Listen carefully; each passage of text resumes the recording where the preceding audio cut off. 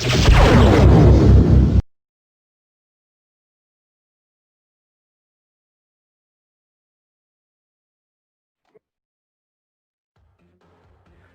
world, welcome to episode number 27 of the Jimmy Canz Show. Another classic Supercard retrospective. Main event. Alright, let's get into it. The main event was a WWF promoted event held on February 5th, 1988 from the Market Square Arena in Indianapolis, Indiana. Attendance numbers for this show aren't known. But it appeared to be a sellout from what you can see. Again, Kevin Dunn, infamous for making sure that the arena always looks packed. So who knows for sure, but it did, appear to be a sellout crowd. The event was broadcast live on NBC. And it was the much anticipated rematch between Andre the Giant and Hulk Hogan that helped the WWF draw a 15.2 Nielsen rating and 33 million viewers. Both records for American televised wrestling.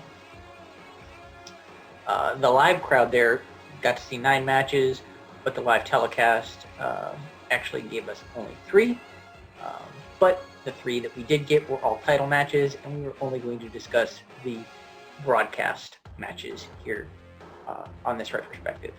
The action was called by Vince McMahon and Jesse the Body Ventura, so let us get into the card. Opening contest was for the Intercontinental Championship champion, the Honky Tonk Man, with the Mouth of the South Jimmy Hart and Peggy Sue in his corner, versus former Intercontinental Champion, the Macho Man Randy Savage, with Miss Elizabeth in his corner. So, as one would expect with a Honky match, there was a lot of shenanigans by Honky and his crew around the ring, and that ultimately gave Savage the win in this one via countout. So, Savage wins the match, but not the title. Actually pretty well done match there. Made Savage still look strong. Didn't put the title on him because they have different plans, down the road for him, which we will get into. But all in all, good way to open up the show, even with a count-out victory. It was done here for a reason, and it makes sense. So I know I criticize JCP a lot of times for the timelet draw openings and things of that nature, but this was a case where it makes sense. So the second match of the show was actually the match that really everyone was tuning in to see, and it was the WrestleMania 3 rematch for the WWF World Championship. Champion Hulk Hogan defending against the 8th wonder of the world, Andre the Giant, who was accompanied by the $1 Million Man, Ted DiBiase, and Virgil. So before the match, we get a Hogan interview backstage with Mean Gene, in which he is wearing what is known as the Hogan 86 belt. Was the belt that he sported at WrestleMania 2 and pretty much used exclusively, from 86 up to this point. However, when he makes his way to the ring for the match itself, he's actually debuting the first incarnation of the well-known and much beloved design, the Winged Eagle.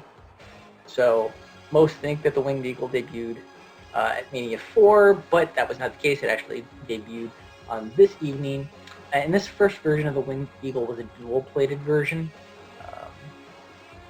which is, a little different from the one that was more widely used and used longer. But, we'll get into that at another point in time. This isn't a belt discussion retrospective. So, this is about a 9-minute match, and it was clear watching this match exactly how limited Andre was at this point in his career. It's kind of sad to see, but it is what it is. We all know how this encounter finished. Andre covers Hogan, Hogan clearly lifts his shoulder at the 1 count, not even the 2, but at the 1 count. The official continues to count 2, 3. Winner and new world champion, Andre the Giant. Andre, he immediately after the bout gets on the microphone and states that he is surrendering the title to Ted DiBiase. And puts the belt on DiBiase, who gloats and says, he's screaming, I did it, yada yada. Hogan's going crazy, screaming at the official, everything. All of a sudden, a second Dave Hebner is in the ring. Hogan looks from one to the other, all confused. Vince is going ballistic on commentary as well, saying that, DiBiase hired plastic surgeons to alter this man to look like Dave Hebner. We all know that it was just Dave's twin brother Earl, but in kayfabe, they went with the plastic surgery doppelganger storyline here. And, that was, kind of the way all that kerfluffle closed out. So let me discuss the last match, and then I'm going to circle back on the story of the WWF title a little bit. But let's discuss this last match on the card. This was for the WWF World Tag Team titles. Champions Strikeforce, consisting of Tito Santana and Rick Martel, taking on former champions, the Hart Foundation. Bret the Hitman Hart, Jim the Anvil Neidhart, with the Mouth of the South, Jimmy Hart. Now, on the actual broadcast, they actually ran out of time during this match, and they were signing off, and the copyright was up on screen when the finish of the match happened. So you do actually get the finish during the broadcast, but like I said, it's with the copyright up on the screen, so it's kind of hard to see. Martel ends up getting the fall on Bret when the Hitman attempted a sunset flip, only for Martel to stop his momentum and hook the Hitman's legs to get the 3 count. So, still tag champions is Strikeforce, and you see him jump up and start to celebrate, and it fades to black. So you have to really have a keen eye to kind of catch it. In the original broadcast, I believe what they re-uploaded to the network has it kind of in its entirety. But anyway, now let's circle back to the world title situation. So we go off the air that night thinking that Andre surrendered the title to DiBiase and that the $1 Million Man is WWF champion. In reality, DiBiase did go on the house show circuit for a while, billed as the champion, but in actual title history, this isn't the case. So WWF President Jack Tunney at the time stated that officials' decision is final and that Andre did defeat Hogan for the title, but that the exchange to DiBiase was not allowed. As he said, titles can only change hands when a champion is pinned or submitted, but the champion can surrender the title at any point during their reign. And Andre did just that when he said, I'm surrendering the title, so he was accepting the surrendering of the title, but not the exchange to DiBiase, so Tunney declared the title vacant. So in, actual title history, Andre is recognized as a WWF champion, but DiBiase is not. So Tunney went on to state that a single night 14-man tournament for the vacant championship would be held at WrestleMania 4. And as the two most recent former champions, Andre and Hogan would receive first round buys and then face each other in the second round. So, what it did was set up, kind of the story arc for WrestleMania 4. So this was a short event, but it was a great bit of storytelling in such a short event. What it did to advance things and set all the wheels in motion was fantastic.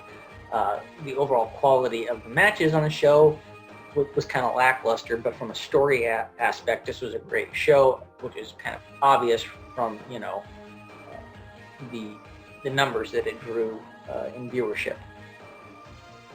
So rating this on a 10 belt scale is a kind of tricky thing to do. As, like I said, it's overall quality of the matches isn't that great, but storytelling-wise, it's great. So I'll give the main event 5 out of 10 on my 10 belt scale. Like I said, just simply because of the great storytelling that it did. So next up on my classic retrospectives, we'll discuss first ever Clash of the Champions event. And then after that, we will discuss WrestleMania 4. Both of those events happened on the same evening. We'll get into that in those discussions. Here is the answer to last retrospective's mystery belt. I'll put it up here.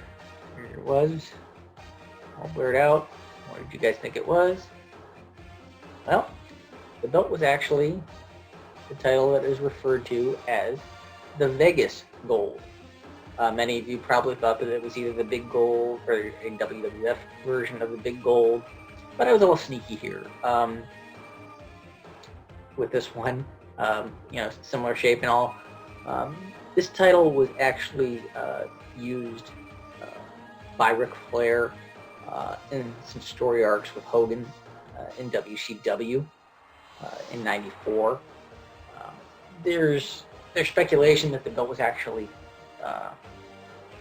paid for and commissioned by Vince during Flair's time in WWF to be used in lieu of the actual Big Gold because of the cease and desist. And then that never came to fruition because it said anything that even closely resembled it, couldn't be used. And then Flair took it with him to WCW, and it ended up being used during his time there in '94 with Hogan. I don't know exactly who created it or whatever. I do know that it was actually on TV in WCW. There's an interview.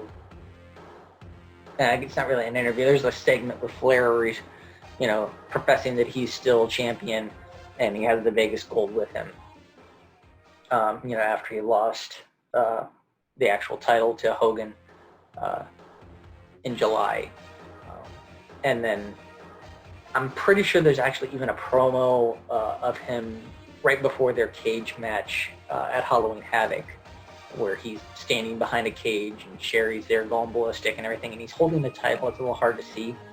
I'm pretty sure that's the Vegas Gold in his hand there, obviously, because he wasn't champion at the time, but he is holding a title.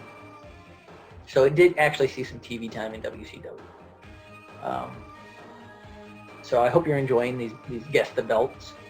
Here, let's put another one up. Take a look at this one. All right. Post your guesses below. Let's have some fun with it. Give the channel a like, share, subscribe. Everybody stay safe out there. Be good to one another, and I will see you all when I see you.